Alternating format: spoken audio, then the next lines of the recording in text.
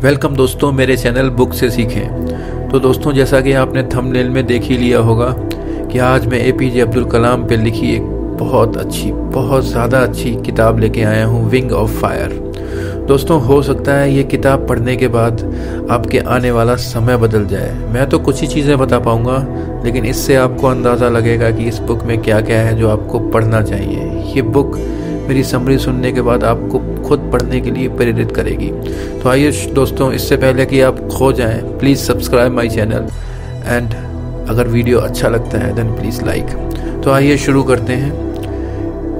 कहते हैं, मैं एक गहरा कुआं हूँ इस ज़मीं पर बेशुमार लड़के लड़कियों के लिए, कि उनकी प्यास बुझाता रहूँ। उनकी बेपनाह रहमत उसी तरह ज़र्रे ज़र्रे पर बरसती है जैसे कुआं सबकी प्यास बुझाता है।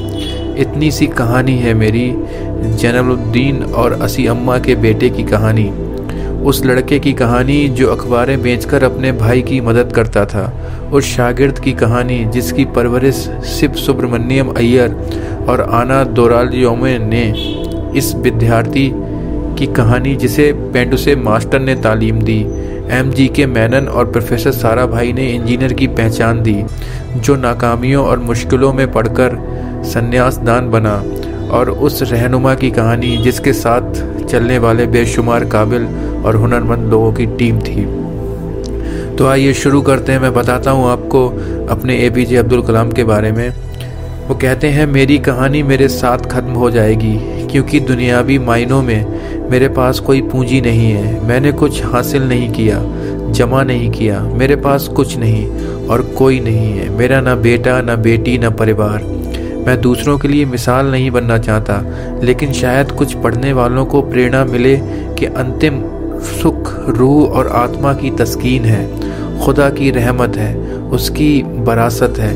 मेरे परदादा अबुल, मेरे दादा फ़कीर और मेरे वालिद जैनुलब्दीन का ख़ानदानी सिलसिला अब्दुल कलाम पर ख़त्म हो जाएगा, लेकिन खुदा की रहमत कभी ख़त्म नहीं होगी क्योंकि वो अमर है, लफानी है। मैं शहर रामेश्वरम के एक मिडिल क्लास तमिल ख़ानदान में पैदा हुआ।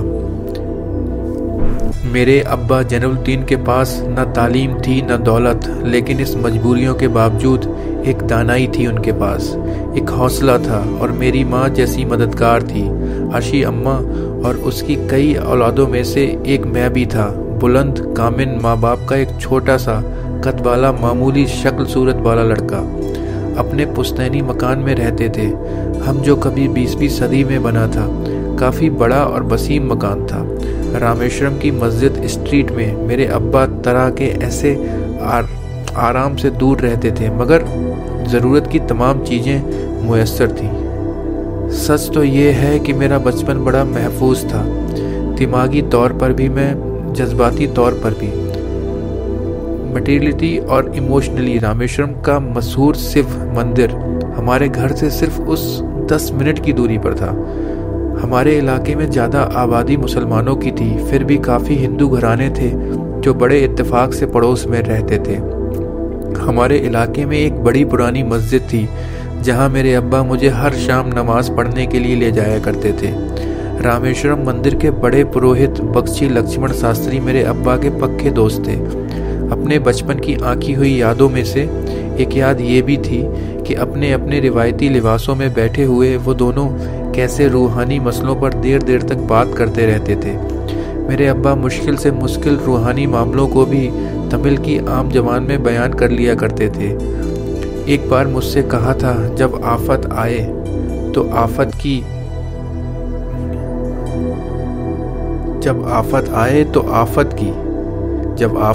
तो आफत की वजह समझने की कोशिश करो। मुश्किल हमेशा खुद को परखने का मौका देती है। मैंने हमेशा अपनी साइंस और टेक्नोलॉजी में अब्बा के उसूलों पर चलने की कोशिश की है।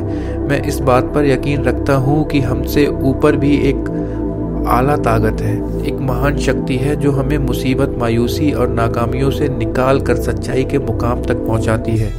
मैं करीब 6 बरस का था जब अब्बा ने एक लड़की की कश्ती बनाने का फैसला किया, जिसमें वो यात्रियों को रामेश्वरम से धनुषकोटी का दौरा करा सके, ले जाए और वापस ले आए। वे समुद्र के साहिल पर लकड़ियाँ बिछाकर कश्ती का काम किया करते थे और हमारे रिश्तेदार के साथ अहमद जलालुद्दीन, बाद में उनका निकाह मेरे आपा जोहरा के साथ हुआ। अहमद जलालुद्दीन हालांकि मुझसे 15 साल बड़े थे, फिर भी हमारी दोस्ती आपस में जम गई थी। हम दोनों ही शाम लंबी सैर पर निकल जाया करते थे। मस्जिद गली से निकलकर हमारा पहला पड़ाव शिव मंदिर हुआ करता था, जिसके गिर्द हम उसी ही श्रद्धा से परिक्रमा करते थे जितनी श्रद्धा से बाहर आए हुए यात्री। जलालुद्दीन ज़्यादा पढ़ लिख नहीं सके उनके घर की हालत की वजह से, लेकिन मैं जिस ज़माने की बात कर रहा हूँ उन दिनों हमारे इलाके में सिर्फ एक वही शख्स था जो अंग्रेज़ी को लिखना पढ़ना जानता था। जलालुद्दीन हमेशा तालीम याफ्ता और पढ़े लिखे लोगों के बारे में बात करते थे, और एक शख्स जिसने बचपन में मुझे बहुत मुआफ़िक किया वो मेरे कज़िन थे, मेरा चचेरा भाई शमसुद्दीन, और उसके पास रामेश्वरम में अखबारों का ठेका था और सब काम अकेले ही किया करता था। हर सुबह अखबार रामेश्वरम रेलवे स्टेशन पर ट्रेन से पहुंचाता था। सन 1939 में दूसरी आलमगीर जंग शुरू हुई, द सेकेंड वर्ल्ड वॉर।